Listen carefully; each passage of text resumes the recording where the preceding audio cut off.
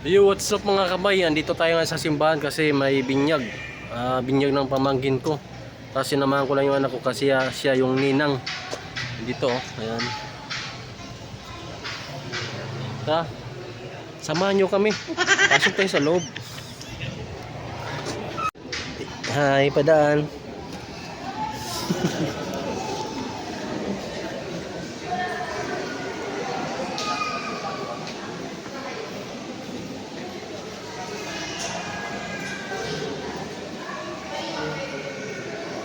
So mga kabayan, dito na tayo sa simbahan. Katabi ko yung mga ninang sa ninong. Ayan, kapatid ko na si Carlo G. Yung anak niya yung bibinyagan. Tapos pakita ko na rin sa inyo yung mga nasa likod kasi yan mga nagbibinyag din yan. Marami kami mga kabay. Ito pala yung pamangkin ko mga kabay. Katabi yung tatay niya sa katabi yung tita ng asawa ng kapatid ko. Saka ito yung mga ninang sa kaninong. At maya maya pa andito na pala yung pari mga kabay. Di ko napansin. Naglalagay siya ng sign of the cross sa noon ng mga bata. At maya maya yan mga kabay. Matatapos na yung pari. Kaya ganun lang kadali yung ginagawa niya. At natapos nga mga kabay yung pare, kaya maya maya niyan inaantay na namin yung pagpaligo sa ulo ng mga bata na bibinyagan. At wala akong kamali-mali mga kabay, andyan na pala yung pare sa likuran ko, kaya nabigla ako. Maya maya yan mga kabay, isunod na yung pamangkin ko, kaya niready na nila yung ulo. Kaya nilingin ko mga kabay yung pare nasa likuran ko, nagbubuhos sa ulo.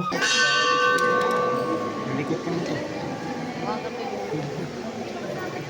Pangalan ng bata, Maria Chloe, I baptize you in the name of the Father, the Son, and the Holy Spirit.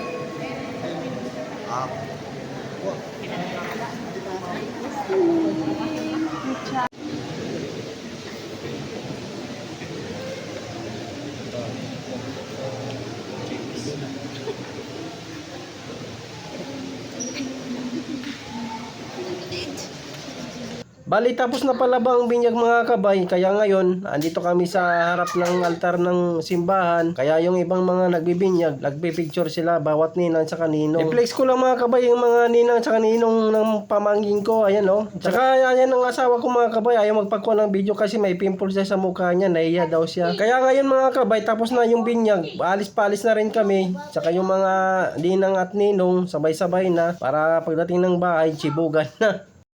So mga kabay, tapos na magbinyag. Uwi na tayo. Dahil umpisa natin yung pakals. So mga kabayan, dito na tayo sa bahay na nagbibinyag. Tingnan natin yung pagkain nila. Gutom na ako. Gutom lang na ba yung ito? Ay, hindi pa pala. Wala pa na sila. Malaya pa sila. Sana, bubuksan. Ayan mga kabay, umpisa na tayong pagkain. Paano kaya mag-edit? Simpleng lang mga kabay, simpleng handa. At least nakaraos. Yes.